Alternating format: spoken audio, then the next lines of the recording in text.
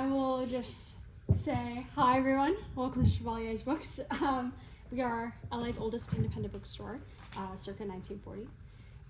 We are so psyched and overjoyed to have Jenny BOYD here, joined by Jeremiah Higgins. Thank you all for being here.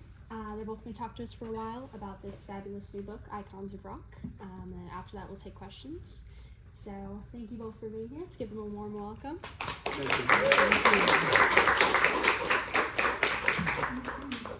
Thank you, Claire. Thank you, Mo.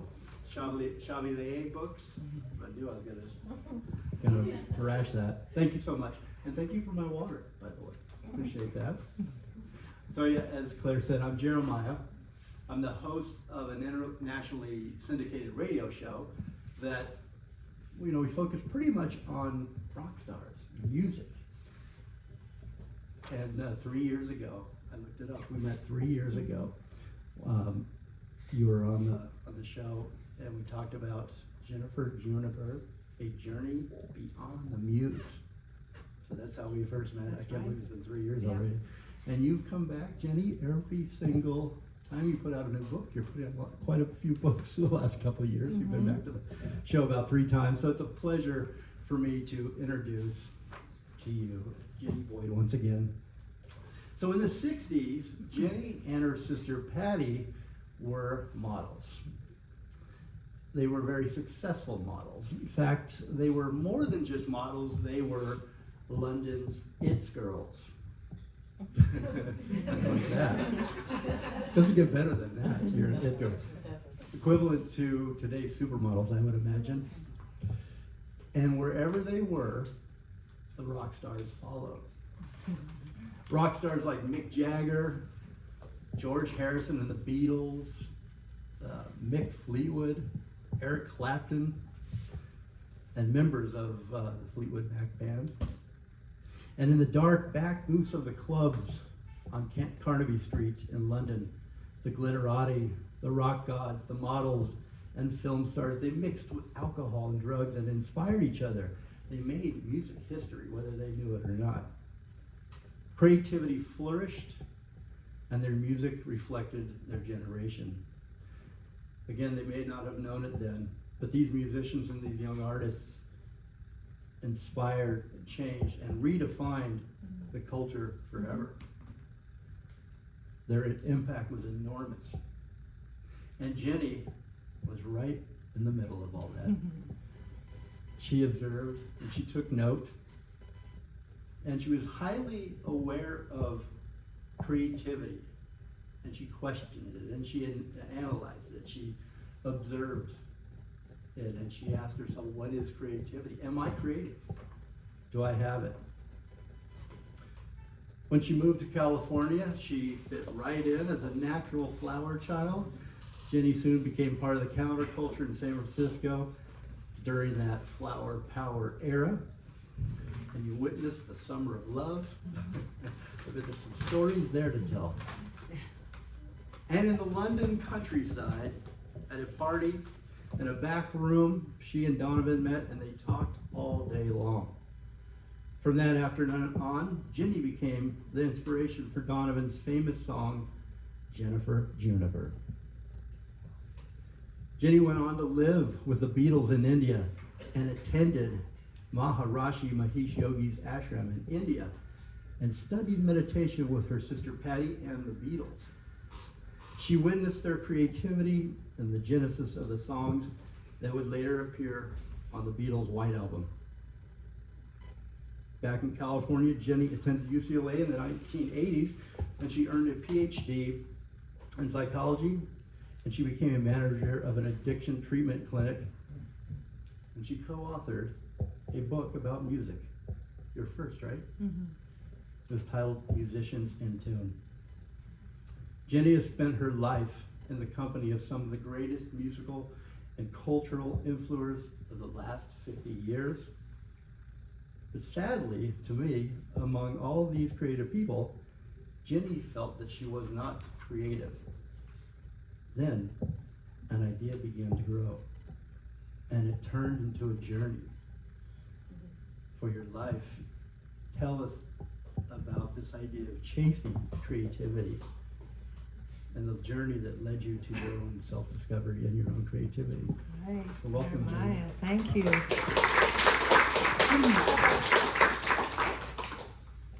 Where to start?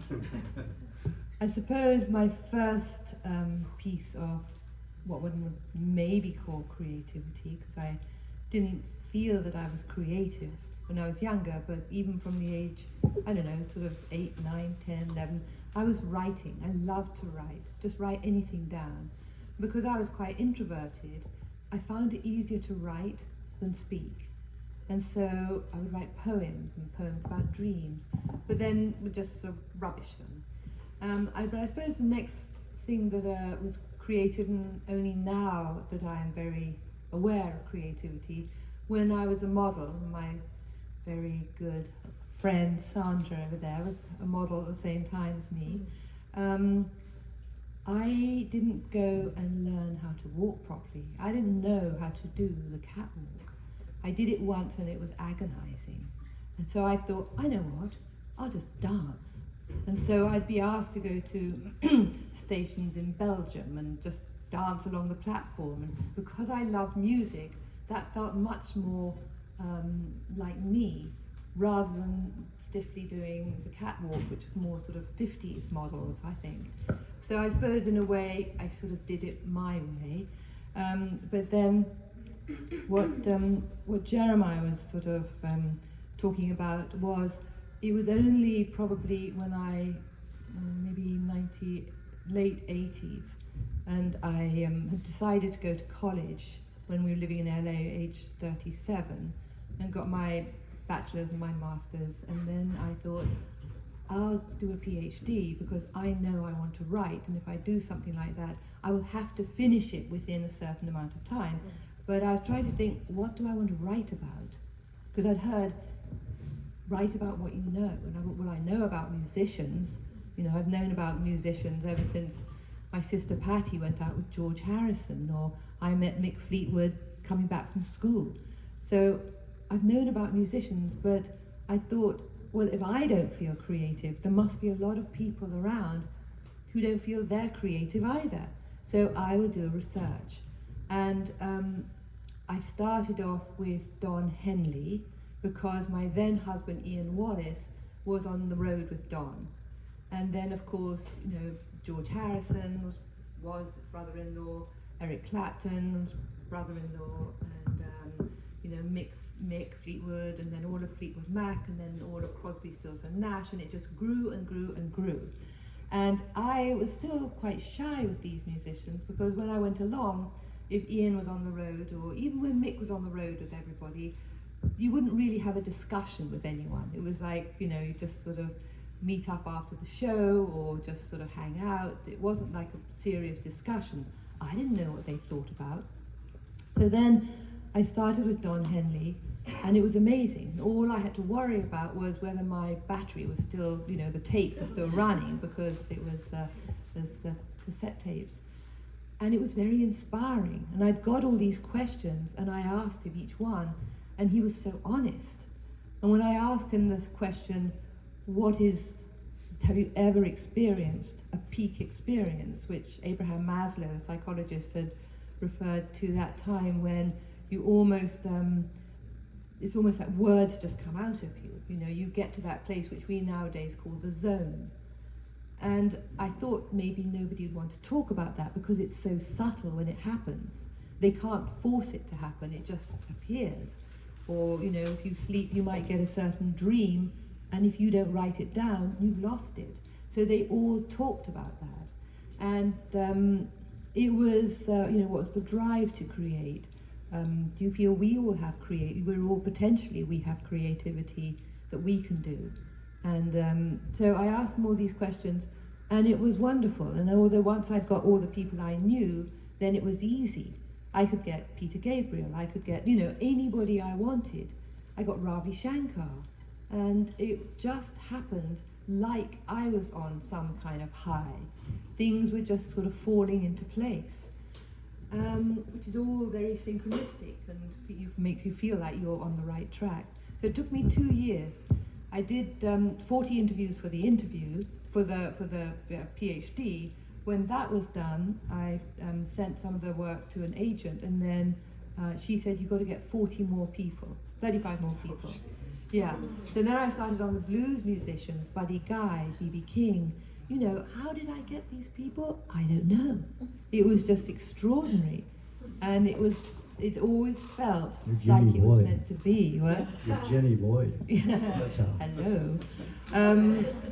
So that was a wonderful journey, and there are lots of stories I can tell, because Jeremiah was sort of saying about being with the Beatles in India, say, because when I decided I wanted to write about creativity, I thought back to 1968 when we were all sitting on the roof of this bungalow in Maharishi's ashram. There were other people, but they had their bungalows kind of further down the track. And every single morning I would see John and Paul and George with their guitars. We'd all be sitting cross-legged, and Patty was there, and Cynthia Lennon, and occasionally, what's her name? Paul McCartney's girlfriend. Jane Asher. But not very often. She was only kind of came twice. Mostly it was us three. And it was a great, John would come up and say, I couldn't sleep last night because of something in the meditation where he got this, what it was called an iceberg, where you go deep down inside, but you come out before it's resolved, whatever it is you're working on. And then the song would come out, I Can't Sleep, or with Prudence, Dear Prudence, or Bungalow Bill. There was a Bungalow Bill who'd go off shooting tigers. And all these songs they did was whatever was going on in the ashram. They didn't look out anywhere else, or, So that was interesting. And of course, if one starts comparing yourself to that caliber, of course you're going to feel you're not creative, Or, Did you look at yourself and then compare yourself to what they were going through and what they were writing? Well, you also mentioned Fleetwood Mac writing lyrics in your Yeah. communal house in Hampshire. Well, in Hampshire and in England. This was after Peter Green, who was the founder of Fleetwood Mac, had left the band. And I think Mick especially was very worried that the whole thing was going to fall apart. And they didn't have the songwriters at that time, because Peter was one of the main songwriters. And so Danny Kerwin, who was one of the guitarists then, knew I wrote poems and asked if he could have a look at some of my poems. So they chose one called The Purple Dancer that was on the B-side of one of their singles. But the manager that they had always said they were by Mick Fleetwood. So I never got acknowledged for that. And then Chris McVie and I, we wrote a song together called July Judy. And same thing with that one. But when I didn't mind that, because I thought, this is so cool, my poem has been made into a song. So that was fine for me, that was okay. But then the other thing, of course, when Stevie and Lindsay joined the band and they were making Rumours, you sit there in the studio and you just listen to these lyrics, and I mean, Stevie's a poet, and Chris, I mean, they were just amazing. So of course you can't go anywhere near that. Mm-hmm. Yeah. And was it at this time, I've got a quote from you here that says, what had plagued me for most of my life was the belief that I was not creative, which we've been talking about. Did it, at this time, with the Rumours album, after the Beatles, after Fleetwood Mac songwriting and all the things you've just described, was that voice in your head growing and speaking louder? And no, I was having much too much fun. You were. No, it was. I'd still write my poems, but I wouldn't think anything of them. I wouldn't be showing them around. But you didn't think you were creative. What? You didn't think you had that creative. No. That was going to be my limit, probably. Yeah. So, but then that was obviously a lot of the questions. That's why I was asking them, what gives the drive to create, or how was it when you were a kid? What inspired you, or were your parents supportive of your creativity? Because my mother wasn't supportive at all. If I brought in a drawing or something, she'd just say, I think I've mentioned it before, stop blowing your own trumpet. It's not like, that's lovely, darling, why don't you try again, or anything. So I didn't have that encouraged, and how important is that? You know, is it nature nurture? It's or is it just going to come out anyway? I think, say with George, it just comes to mind with George Harrison. He talks about his parents, and his mother loved listening to music, but it was kind of like big band music, and but nobody really were able to show him. Neither of his parents were able to show him, but they did say, "There's a man who's round the street, and he plays guitar, and why don't you go to him?" So they were encouraging, even though they themselves weren't able to help. And then there are other ones, say like David Crosby, well, there are a lot like that, Christine McVie as well, where they had musical parents. So those people, they're the ones that actually got in touch with their own sort of creativity and playing, songwriting, at a much earlier age than the other ones who didn't have musical parents. When you interviewed these iconic rock stars for your book, for both your books, did you feel like they were now looking at you like the creative writer? Did they look at you differently? Did they speak to you differently? Did it feel like you were the person taking control of their stories and turning them into a creative work of art? Because I think pretty much all of them had said, I haven't had, and this is 1988 to 1990, so it was quite a while ago, I haven't ever had an interview like that before. You know, usually they'd ask you what you had for breakfast, or, you know, something very, much more mundane. So these went deep, and all of them all made that comment. That you made them think, and you looked at them. Yeah. And they looked at you differently as well, do you think? I don't know, because some of them I didn't even know me. Yeah, didn't know me before. But what I loved about it, what I loved, and I could have just carried on with the interviews, was the connection. And I realized, because I could never speak in public for, you know, up until 2014, I would die. I would rather dance on this tabletop, you know, just, I couldn't do it. But then what I found, what I love about this, because you feel you're connecting with people. And to me, that is creative. It is about connection.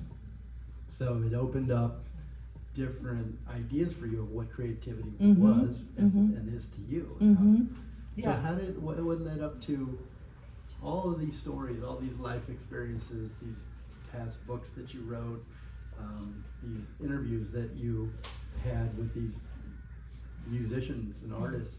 What led to this book, Icons of Rock, in their own words? How did that? Okay, so then if you think that Musicians in Tune came out in '92, and that was much more like a PhD, rather than I'm allowed to do whatever I want. I mean, I was allowed to do whatever I wanted, but I thought it had to be in a certain way. So I would have the interviews, and then for the book, I would have it under different titles, like The Collective Unconscious or Drugs and Alcohol. And you just take a snippet out of the interview and put it under that heading. That was like the difference between this one is under each name. So you've got Joni Mitchell, you've got Keith Richards, or you just look up whoever it is you want. And you see in 7, 8, 9 now, because I've got 4 new ones too, is that you see what the questions are. But I have to tell you a dreadful story. What happened is that I had these audio tapes for many years, and when I was in LA, I kept them in a bank vault, and then when I moved to England, I just kept them with me all the time, 75 of them, because they're all audio cassettes. I was terrified somebody was going to steal them, because some of the interviews were definitely not for public consumption, you know, things I took out. And I felt, well, they trusted me, I have to look after them with my life. So I think that went on for about 25 years. And then one day I thought, I can't take it anymore, you know, I don't know, I'm probably never going to use them again. And I destroyed every single audio tape except for 7. I know it's shocking. And I daren't ask anybody, obviously digital was going to be coming out. I couldn't just take them to a shop and say, could you turn this all into, you know, digital? I couldn't trust anybody not to do anything with them. So I thought, well, this is the best way. So the ones I saved, and I don't know why I even saved these, but it just meant, well, if there's 7, then I can look after those. So I kept Don Henley, George Harrison, Eric Clapton, Ringo, wonderful jazz drummer Tony Williams, Ravi Shankar, and Graham Nash. I kept those. So in this book, oh, and Joni Mitchell, of course, yeah. And in this book, you've got the whole audio tape. So in the whole interview, I transcribed them all. So we've got all of Joni's, and we've got all of George, and the 7 I mentioned. And that's the difference between this one. With the others, the ones that I destroyed, save for Keith Richards, I took out the little bits that I found that he'd said throughout the book and just put them all together. So you can't see the question, you just sort of see what he's written. So that's what I did. And then what I did on this one too, there's a young musician, he's about 28 years old. I don't know if he's well known in America. He's in England and he does a world tour, is Jacob Collier. And he's brilliant, and they call him the genius. And he gave me a ticket to go and see them play in Bristol. And he is. I mean, he goes marching around the stage and picks up any instrument and plays it, and then he dances all over the place. And then I was asked to go and meet up with him backstage. There was really nobody else. And it looked like he'd just woken up from, getting off the couch. You couldn't tell that he'd been like leaping about the stage, and he was just in his total element. And I think he works an awful lot. So I put him in. There's a very prolific songwriter called Egg White from England, and he's written songs for Adele and different sort of well-known people. And so I interviewed him, and it's very interesting what they say about what it's like recording nowadays or writing songs nowadays compared to what it was like back then. It's very different. And who else? Then I put Atticus Ross and Trent Reznor, because they're doing the film music. I did actually add Peter Green in, although we know he passed away some time ago, but someone that we know who's written a book or writing a book about him and did interview him. He interviewed me and my friend Sandra, and I contacted him and said, I got these questions. When you interviewed Peter in the past, did you ever ask him these? And he said yes. So he gave me the material, so I have Peter in the book. I always wanted him in the book. I mean, he's just such a genius. Yeah. So there's a reason to pick up a copy. You guys all grab copies. Mm-hmm.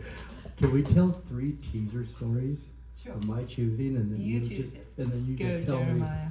me what comes to mind or what inspiration you got, or tease us a little bit. Okay. What can we find within the pages of Icons of Rock? How about living with the Beatles in India? Well, okay. It was living with them, but I think it was like 2.5 months. With Maharishi, we were meditating, and each day I had to try I was trying to see, some people were meditating for 3 weeks in a row. They just morning and night on their mantra. And so I thought, well, I'll try a sort of 2-dayer. And so it was fine, the rooms were very basic, and I was just sitting on the floor, leaning against my bed, and started my mantra.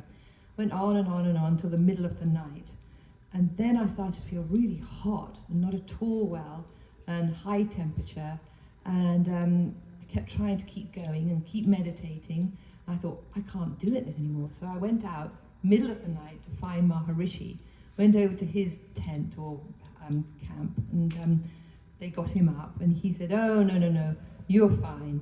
You're just hitting an iceberg. Go back and meditate. Like, you've still got stuff that needs to come up, so you just got to keep meditating. So I carried on, and it just got worse and worse. The next morning, I must have sort of fallen in the bed or something. Patty came in and said, oh my God, you look terrible. We have to go and find a doctor. So we were miles out in the boonies. And so this doctor comes along and takes a look at me and says, you've got tonsillitis. Oh, that's weird. I had my tonsils out when I was a kid. And then luckily, and I was still like just burning up, and luckily another doctor came around. He said, you've got dysentery.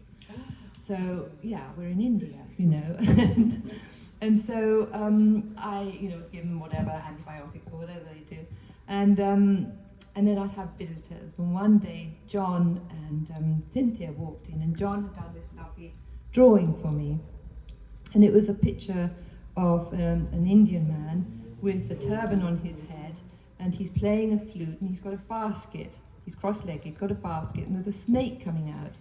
And at the bottom he's put, "By the power that's in and the power that's out, I cast your tonsil lighthouse out. Love, John, and sin." And which just shows they're going to be creative however they can. You know, it's not just singing, it's not just writing songs, it's drawing. Yeah. Okay, I love the imagery of this Peter Asher's house. Yeah. I don't know if it's a party or if he'd arranged this meeting, but Joni Mitchell. Okay, and I'll tell you what sit down on the couch. All right, so by then. yourself, and the conversation is an amazing read. You have to read that chapter for sure. I'd known Peter Asher from London days, so I knew him, and somebody had said, "Oh, that's Joni's manager." So I went over to his office and talked to him. He said, "Oh, no problem. I'll just get Joni out now, and you can just sit on the sofa together and have a chat." So we went in this little room, just sitting on this couch, and we were, closer than this, and she just went. I mean, she is a storyteller, and she just told one story after the other, where she came from in Canada, and it was amazing. And the more I looked at her, and the more I concentrated, she kept turning into this sort of Native American. You know, it was almost like cheekbones or something about her that she became whatever the story was that she was telling. And you're both sober. It wasn't something else. You absolutely. just, as she told the story. Of course, Jeremiah. Sorry for Yeah. the offensive question. That's amazing. Yeah. No, it was extraordinary. Some of these beautiful. interviews, I feel so lucky to have done them. What's your favorite quote out of that interview? Because it really helped you, if I recall, this quote from Joni. Okay, there's two, but I'll say one of them. One of them is this thing about, what she says, creativity, you catch creativity with the threads of your alertness. So she said the what is it she calls it? The web of creativity that you find is from the threads of your alertness. But you also said it's only fear that stops people from being creative. And that's the one that was a real, It resonated. it with you? resonated, yeah. Was that the first time you had really considered that? Truly? Probably, yes. Yeah. Yeah. Oh, and she says, you have to go out on a limb Yeah. to be creative. What stopped people from being creative Yeah. is the fear of failure, as Yeah. you said. And you have faced your fear. And what have you learned about yourself and the process of facing your fear? Okay, I love a challenge. And so I started, I joined a singing group, and I've never thought I could sing. It was hard enough sort of learning to talk. And so I joined this group, and I loved it because as a group, you don't have to sing by yourself, and you can sing harmonies, and it was something lovely. We'd go every week, and then I thought, okay, I'll do the next step up, and that was learning to write a song and sing it.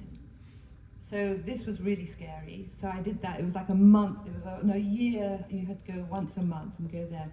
So I started writing a song and trying to find a tune. And because I don't play an instrument, it was not easy.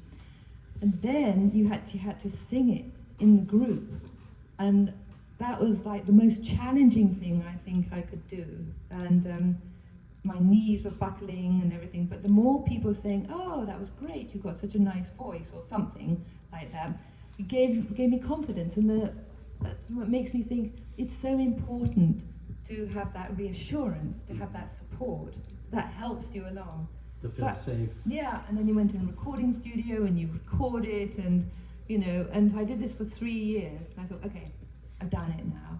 Not that I'm going to be taking it any further, but it was just another challenge that I wanted to try, something I wanted to fear, I wanted to try and conquer. Mm-hmm. Yeah. Congratulations for conquering that fear. I wanted to go to the chapter about George Harrison. You've known him since you were 16, right? Yeah. And I started thinking about how many, because there's some, when you did the interview with George, He came over to your house in Sherman Oaks, and you probably know the rest here. Remember the rest. But I thought about how many times Jenny Boyd has been in the musical, the timeline, the musical history timeline. How many times you've been there, or you knew about it before the rest of the world did? You had an album, you heard a song, or a band was born, like George Harrison. Exactly. So I asked George, because he was normally living in England, and I knew he was in LA, and we were still very much in touch. So he came round, and I told him I wanted to interview him, and it was quite sweet because he really kind of come out of the music world for quite a bit, and he was very much involved in making his garden, like a really lovely garden where he lived, and so he was over here, and I asked him about, what about drugs and alcohol? Do they enhance creativity or do they block it? And he said, well, I think they can block it, but every now and then having a beer is really quite groovy. Because he said, I was playing last night with Bob Dylan, Tom Petty, Roy Orbison, and he said, we had such a blast, it was so great. And of course, what we didn't know at that time, that was the beginning of the Wilburys, travelling Wilburys. And that was George kind of having his beer, And afterwards, when I was listening to the recording, when I was writing this and going back and back, and I thought, hang on a minute, he's got a bit of a hangover. Which, you don't think, but he was great, he was lovely. And it was just seeing that other side of George, which was, very creative. And, Well, the last person, I know you like the quote by Tony Williams, the drummer. Yeah. I have it right here. Do you want to borrow it? Sure. Or do you have it memorized? Yeah. You like this one? Tell us why you liked it after you read it. If you don't So I wrote, there's a wonderful line when jazz drummer Tony Williams points out the difference between creativity and talent, and that other thing beyond creativity, the spirit that touches people. I felt that every one of these musicians had a spirit that touched people. Beautiful. Thank you. Thank you. Would you guys like to ask some questions? Yes? Does this mic move, or do they just have to talk from where they're at? Talk loud. Let's talk loud. Yeah. I would take it around, but I might yank it out of the wall. It's got a little bit of a cord. Yeah, don't go in front. Don't. Trust it. Yeah. Oh, What's your name? First of all, thank you so much. I didn't know what to expect when talking about creativity, and as a creative, past the childhood stage when you are so encouraged, hopefully, and so free and all that, and then all the voices come in your head, and all the fear and all that kind of stuff. So it's so cool to hear just about creative process and getting stuck and all that kind of stuff. I loved when you just described Joni Mitchell's face changing, at least to you. I find when I'm in the flow state or peak, whatever it is, where you're channeling, I find like I'm channeling. Like literally, I don't know where it's coming from. Yeah, I'm sure a lot of creatives know whether it's dancing, acting, whatever it is. Do you feel like her face was genuinely like shifting, or do you feel like, do you think something was kind of happening energetically, or was what do you think about that? Well, I suppose energetically, because she was talking about all of that, and I think, it was just one of those strange things. But I didn't see it happen to anybody else I was interviewing. There was something, but she is the storyteller. There was just something about her. The story also comes off the page. You almost feel like the page is just moving it away. Like, beautiful story. Knew that she was.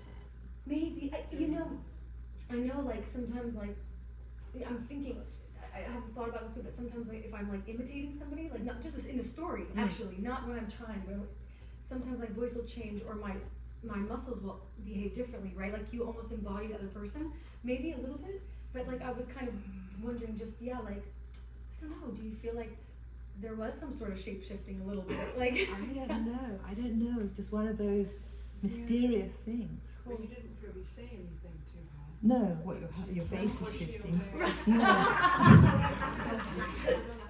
No. No. No, I just observed. I felt very kind of really listening to her because she had that ability to really paint the picture in words. Mm-hmm. Wow, so cool. Yeah, yeah. Thank you. And just talking about Joni Mitchell, but also, you know, this whole peak experience thing, Yeah. you know, it's not just with the music, or it's also painting, because she was a painter too. And she talks about, she hears this voice that says, red in the right-hand corner, or, you know, blue on the left. And she literally would get into that zone. So she knew about that zone before she even started playing any music. Painted her album covers. Mm. She did? Painted many of her album covers. Mm. And that's one of the most powerful things about this book is that you take interests, Jenny, the things that you're interested in, that you're studying, and you phrase your questions almost around your interests in a way, and then they really Respond. they Yeah. really respond well Yeah. and open up. Yeah. Like you said, it's not just a generic question, it's making them think, and Yeah. they're excited to think Yeah. with you. Yeah, yeah, yeah. No, I loved it. Yeah. I just wanted to ask you, how did you, when you were writing your poems throughout the years and stuff like that, how did you get over the feeling, or what feeling did you get when you said, you know, I have all these poems and I'm going to present them? Like, how did you get over that fear of opening up yourself to? No, but I didn't present them. No, only with Danny Kerwin, because he was saying he wanted a song. So then that was fine. But I don't think Mick had ever seen them, or, you know, not that I was hiding them, but for me, it was just being able to write it down that was the most important thing. Yeah. Thanks. How much was that a part of you that nobody else knew? Oh, How much of it did you a have? big part. But then I'd also burn my books after I'd finished. Nobody ever knew. Wow. No. They're like mandala books. Yeah, right. Yeah. You don't have any of your poems? I've got some. Yeah. I thought when I get home, I'm going to have a look and see what's in the cupboard. Did you? Yeah, I first of all, thank you for sharing these stories. It's such a breath of fresh air in a stale world in many ways, thank because you. it's a very juicy time, Mm-hmm. and I'm finding, I'm a songwriter and musician, and have been around people of renown in the field of music. And I feel like we're a storytelling species, and we need to tell these stories. And you know, I just had an observation, and I'm going to point it out, that I read a book from the very last medicine man, I think of either the Cherokee or the Comanche, and the very last one who actually went abroad, and the president, and he talked about life itself being a circle. The planet is round, the seasons are round, trees are round. And I'm looking at your book, and I'm looking at the circle. It could look like a record, but it's what this wisdom was, that the actual nexus, the center of life, is circular. And so there's something going on even creatively when we're not even thinking about it, because we have this Carl Jung kind of collective mind, like mycelium. And I think in somehow creativity is very contrarian. It's somehow when you're not trying to be creative, you know, you're the most creative. And sometimes when you're squeezing it like a toothpaste, you come up with a really crappy song, basically. Yeah. But that's interesting you should say that about a circle, because part of my journey was when I was about 19, having what I thought was a really big spiritual experience. And I couldn't put it into words, but I knew when I'd come out of it, and I'm straight, you know, when I'd come out of it, that something had changed. And it was after then what happened, I saw everything, and I kept doing a drawing on the carpet with my finger. Everything's a circle, everything's a circle. And you just reminded me that is the circle. You know, and it was life, death, rebirth, you know, that sort of thing. And it was after that my friend, who lived in San Francisco, happened to say, because I was still modeling then, happened to say, why don't you come over here, and I'm opening up a shop, why don't you help me? So I thought, well, I've got 3 months rent or a one-way ticket to San Francisco. I'll go to San Francisco. And that was 1967, when it was all starting, the whole kind of big flower power movement and awareness, and it was like the beginning. It just seemed like it was just really starting to spread. Funny. Yeah, Summer of Love, yeah. I think you were asking a I question. did. I mean, other than telling these amazing stories, and thank you for sharing them, and thank you for holding them and keeping them for all of us. What for you personally was the most exciting part? What did you find out about yourself, in the process of making this icon for us? Of making this? Yeah, or of your Oh, work my of book. writing these books and Yeah. processing your life, Yeah. which you've had access to a lot of big ideas and big people making big changes. Yeah. Well, I think, first of all, the Jennifer Juniper book, which is a book of my memoir, but that was the real "This Is Who I Am" book, really. And a lot of the time I think, oh God, this is so boring. What are people going to think? Are they going to want to read this? But there was something in me that kept saying, you're not going to give up. But it's that thing, I think, and the people here who I know would have their views, and I'm really interested in sort of hearing about them. The whole creative thing is that there always seemed to be this little negative voice that would Oh, absolutely. chat away. Oh God, I wouldn't do this if I were you. But what I learned was to just plow through it and just keep going and just see what happens. And with this, I felt great because I always felt that the initial book, the Musicians in Tune, never felt like it was really mine, even though it was really mine, because it happened where suddenly this person who's an editor got her name put down as a joint author. So that always kind of blew me away a bit, because I thought, hang on, I've written all this stuff, put it in my, So this is mine. Yeah. For those of us that have been following your life for most of my life, it's such a thrill to meet you. Thank you. And I wanted to also say that, without getting emotional, you've been such an inspiration. And when I went back to school at an older age, and here I am, all these 20-year-olds, I had finished school, but I was going to grad school. It's you that I thought of. Oh, thank you, And Patty. you that inspired me. Thank you very much. And it's so wonderful that you're sharing, because those of us who want to know so badly, and all these different aspects that you're sharing, your memoirs and the creativity and your struggles with it. It's like, we want to know all of that. And for you to open up and share, it just means so much. It means quite a bit. And then I wanted to ask you if you have any memories of Cynthia Lennon missing the train, because you're right there in that Yes. picture. That's funny. That's And she funny. talks about that a lot Yeah. in her book. Yeah. Okay, so I think what was going on then, whether it had started, I'm not sure. But anyway, so we were all catching this train, Euston Station, and there was Patty and me and, the Beatles and everybody, and there was just masses, crowds, and you really got to know what it felt like. And you being jostled along, and we managed somehow to get on this train. It was sort of like a big step, and Cynthia was the last one, and she obviously got caught up by the crowd, and she never made it.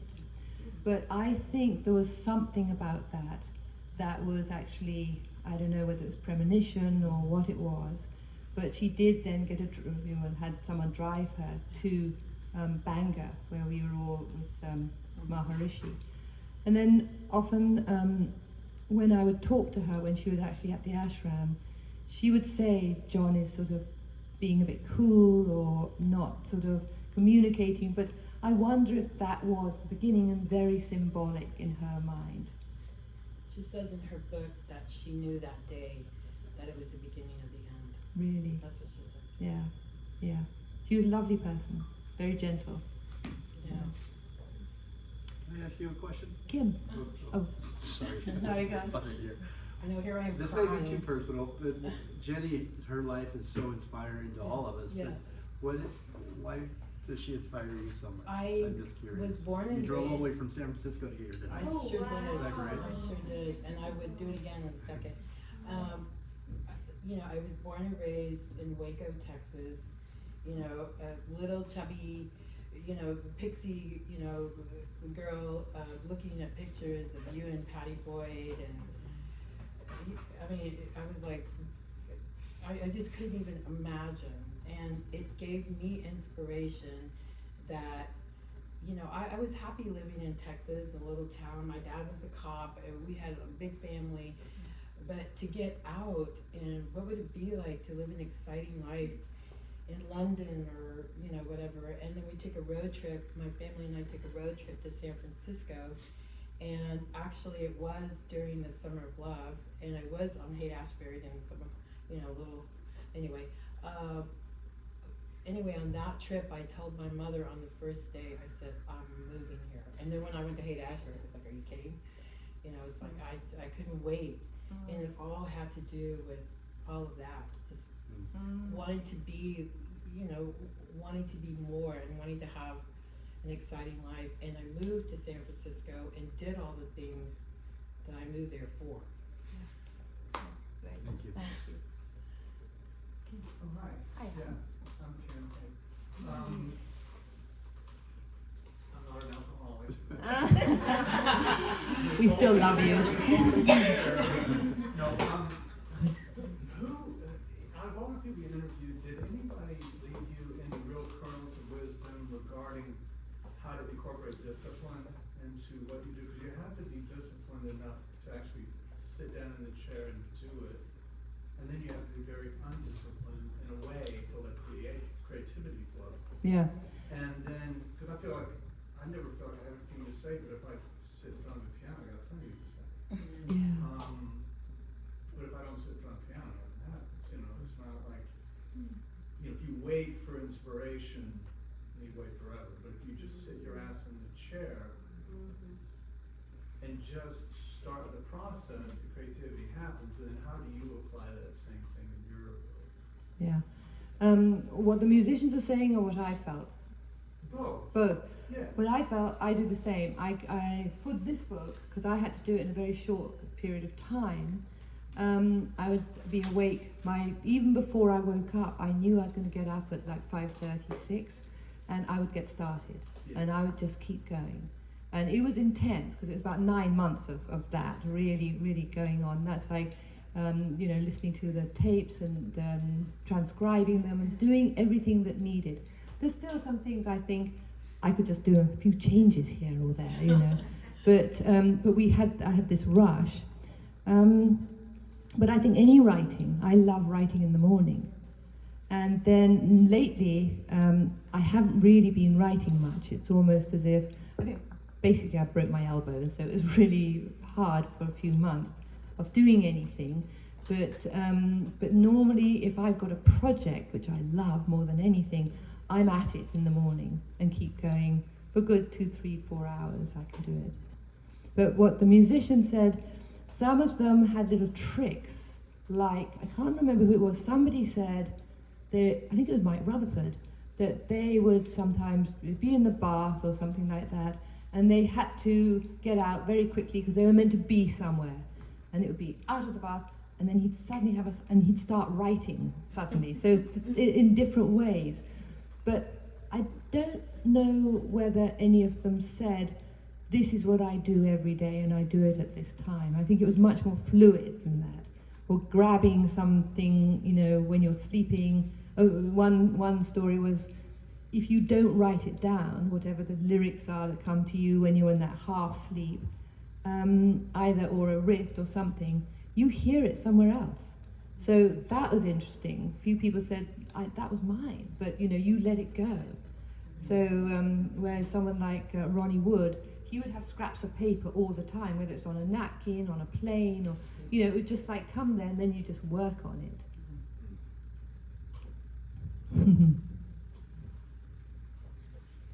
Yeah. So, I would like to know the responsibility of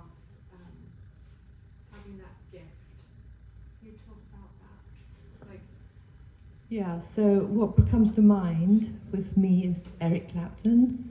And him, the great thing was, because I'd known him obviously because he was my brother-in-law during our very drunken days and crazy days. And then by the time that I interviewed him, he makes no bones about it, he was in recovery basically. And that was brilliant because we just sat on the sofa and just talked like we'd never talked before.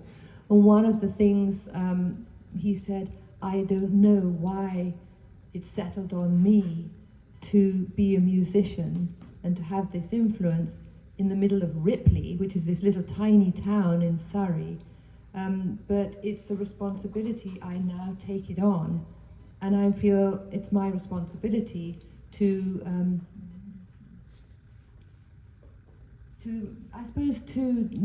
he's going to keep on singing and he's going to keep on writing, because what happened before, and I said to him, he was the one that inspired me to write this book originally, because I used to live with Lucy and my other daughter around the corner from where he lived with my sister.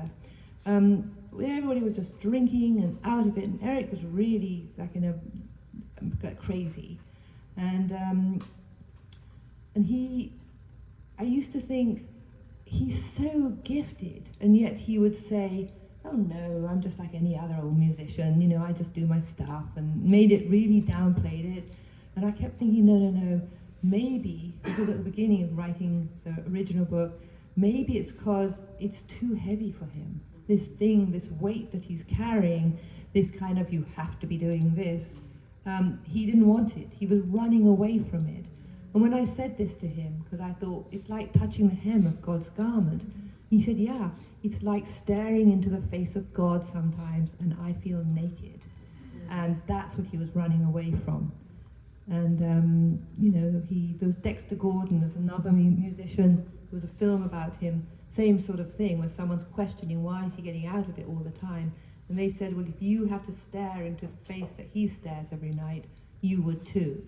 It's this, it's a really big, scary place. Scary. And you have to accept it, and I have a responsibility to it. Yeah, thanks, Liz. Kim? Do you think musicians, like writers, are more afraid of success or more afraid of failure? Ooh. I think, just like say Graham Nash, for example, he said he always knew he was going to be a musician, even when he was little, always knew he could sing and would be singing harmony, and always knew he'd be famous. So he knew that. So there is often a sense of destiny that a lot of these musicians have. It's like they know something's coming from this. Not sure if that was exactly your question, but that's where I went with it. Made for a good story. Will? On the note of San Francisco and the Summer of Love and London in the 60s, what do you suppose it is about certain places and times that makes them distinctly creative? Ooh. Sandy? No, it's like San Francisco, because it was one of those times in such a particular time and place. What makes something like that? Is it really, it's like kind of like the collective unconscious, isn't it? It's just a coming together. It's like suddenly we stop being like dolly birds, the sort of modeling, and just, it's looking for more in your life, knowing there's more. Deeper. And I think it just so happened, it was like a whole group of people kind of picked up on that. And I think maybe that's why that became such a very special time. And the musicians at that time, I remember sort of hearing the Beatles song was All You Need Is Love was there when I was in San Francisco.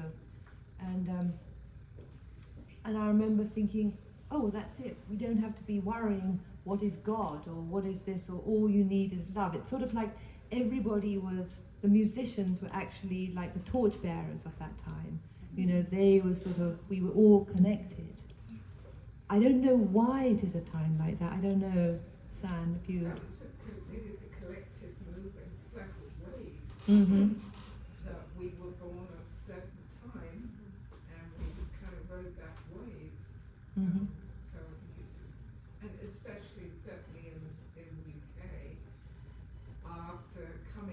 of the Second World War, 1950s, which would be Yeah. bleak. Yeah. I was born at the end of the fourth, where we were born at the end of the 40s.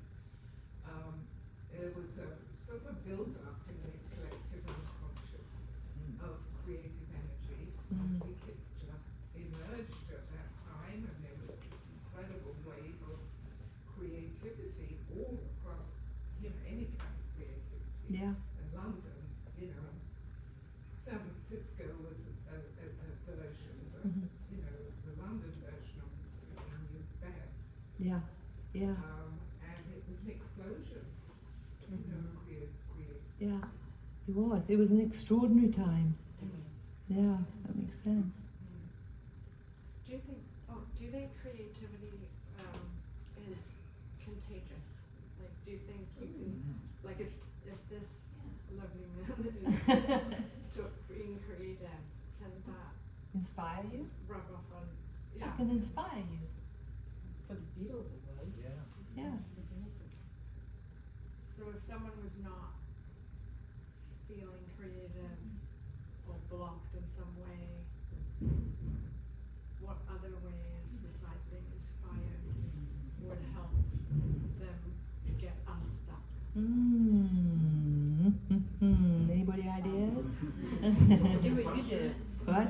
Could you repeat the question? Yeah. Any other, like if someone was feeling, besides being inspired, by, famous people and, seeing them play instruments, thinking,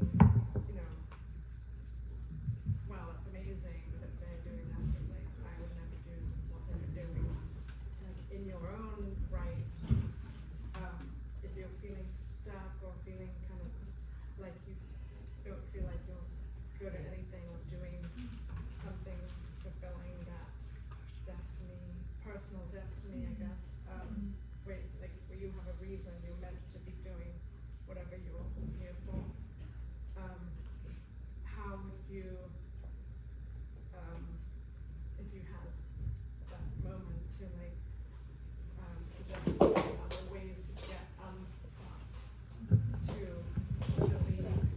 Well, Discipline comes in. Yeah. I feel like that's where A bit of discipline comes in. discipline. I think also it's that thing that Chris, I think I mentioned it before, that Chris McVie said when she said, if you really have, like we all have a gift, I believe, we all have a gift, we all have a propensity towards something. And if you actually are wanting just to be a gardener and you're digging around and you're doing this and you're doing that, but what you really are here to do is something completely different. If you're concentrating on something and not recognizing what your gift is, I think that's a lot of it, is what is it? What is the thing that you do that's your gift, just yours? And build on it. And I think discipline comes in it too, to go for it. Recognizing your gift, I would say. Yeah. I've got a, Sorry, can I just, I think play is a really Yeah. important element. Play. I agree with play yeah. with whatever. Something that allows you to engage in, whether it's painting, drawing, dancing, writing, without pressure, without boundaries.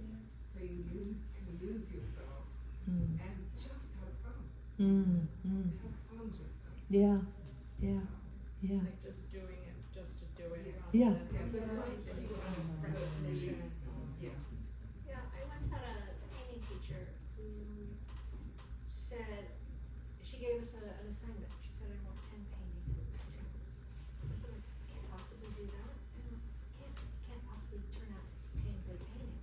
And she said, I don't want you to. I want you to bring me 10 of the shittiest paintings anyone on the face of the earth. And then it involved an element of play where I could just, Yeah, and then if they were truly shitty, I could throw them out with like Right. absolutely nothing attached. But there were so many great ideas because I freed myself from the expectation of creating something brilliant. I just enjoyed the process. yeah. And I think it is that thing of just doing what you enjoy, just doing something you really enjoy, and you can get into that zone or wherever it is, or not, or just having fun, as you say. Yeah. Yeah, I just want to observe something that this very nice woman was talking about, this idea of community and this, Ken Burns, the documentarian, talks about moments in history when lightning strikes, like in Florence in the Renaissance 15, and Laurel Canyon in the mid-60s. And I just want to honor and say how wonderful it was that you were in London in those moments with those people, and you were in India, because the degree of, people talk about the degree of separation. Like I met Kim back here when he was playing in Poco, and my band Fandango was opening for him in the 70s. And Nikita met Lucy when I played with Mick at a benefit in Maui for the Maui Fire on New Year's Eve, and he was flying home. Like the degree of what in tech they call a supernova, where like it's like a train, like Euston Station, where everything connects together. Is something you can't, you can't create. It's something you can only witness and take part in. And it's beautiful. I didn't know what to expect today, but it's a beautiful circle. Great. Will, were you wanting to say something, or was that before? No. Why not? How are we on time? So I'm not sure how we are for time. Okay. Any last questions? Hi, thank you for speaking. It was very interesting, and I think a lot of the things you brought up are like very much in the focus of the conversation, especially like as we, as a nation, kind of like review baby boomers and kind of their influence on culture, which has persisted. But I was really curious about your opinion about the continuity between music then and music now. You talked about a younger musician who you recently saw perform, and just kind of his energy. So how would you, not compare or contrast, but just kind of speak about things that you see as a similarity and sort of a through line between things you witnessed back then and now? Well, yeah, I think the one that, Atticus Ross showed me how things are quite different now, and also Egg White. And I think, Kim, you probably know more about this now, but it's very different to how it was, say, in the late 80s. And where it's not just one person who's actually creating the song, then that gets given to the drummer, then that gets given to somebody else. And it seems to me like it's very different to, say, the Beatles sitting on the roof on the bungalow, just like coming along with the song, and that's it. That sort of thing seemed quite different. And also because it was easy in a way, I don't know, but everybody had either one manager, or I knew them and I could contact them and it was fine. But here you have to go through about 6 different managers to try and get somebody. So, I want to say Phoebe Bridgers, and she'd said, to her mother, I was doing it to her mother, that she would be honoured. Well, when we come to manager number 1, he puts a kibosh on it. So in a way you can't get hold of them anyway. A few differences. Kim, do you notice any difference? Is it different? Well, so much, a big part of it is, I don't know if I'm kind of going a little bit left, that music used to lead culture. That was a big part of it. Like everything, it was cutting the edge, and we were all just in the wake of this thing. And now, sort of like tech is that. Right. And everybody knows the latest tech, but nobody, it's just too hard to keep up with the mess of the latest release from anybody. It's like, nobody really cares anymore. In those days, Tower Records on Thursday, and you sat and you waited for the albums to bring them in. And what's new? The smell of the new, it's all new. But it was guiding the culture. Yes. That tied into what she was asking in my mind, and maybe it didn't. But. Yeah, it's like they were the torchbearers. So do you they think were sort of. Yeah, and so that's sort of a big thing that's different. And the reason that the music led the culture is because it was very autonomous, and it came from the heart. Yeah. And it was one guy's expression, and it usually related to what was going on, Four Dead in Ohio, the early CSNY stuff. It just happened, and they put the record out, and then the Beatles, when they went to India, then that came out, and so it's a progression. music was reflecting this journey. Yeah. that the culture was on. Yes. And then it reached a certain point, like in the 80s, it was still going like that, and now it's like you said, it's a assembly line thing, and so it doesn't have the importance culturally. I mean, hip hop was the last really like identifying with a culture, with the whole thing that was happening, and that's 25 years. Yeah. I don't know, there hasn't really been, I mean, great pop music out of Sweden, but it's not a, that's not a thing that you can relate to from the heart so much. It's not, you know, solitary, like one guy coming to you like a Leonard Cohen song. Yeah. Sounds like fewer artists are writing their own music too, so that changes. Yeah, because they have to have a hit, and then that's usually the assembly line. Yeah, and then the whole Also, thing I with think then Spotify, and it's got to be a certain amount of time, and it's got to be the crescendo at a certain point, and all that's very. That's it. We would release a record every, you know, in the old days, you know, they did their contracts were two albums a year. Like Elton's early stuff, Tony, 3 album night, they had to do 2 albums a year. That was a lot of albums. Beatles contract, 2 albums a year. But then it went to like 1 album a year. Everybody, it was these songwriters, and it took a while.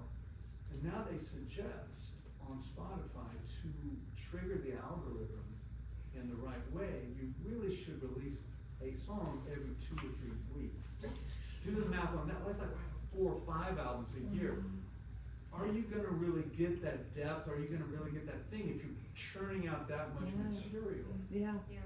And the way that, you know, a lot of these programs are set up these days to write with, you have bits and pieces that you can cobble together like out of a junkyard, and you, or like a Frankensongs, you know, where you can a little bit of this, a little bit of that, a little bit of that, and just kind of jam it all together. It sounds really good. Yeah. And but does it mean anything? Right. Does it have the feel? Yeah, That's what does it Tony touch Williams you? was talking about. Does Yeah. it touch, Does did it you touch look you? at God and feel naked when you did it? Yeah.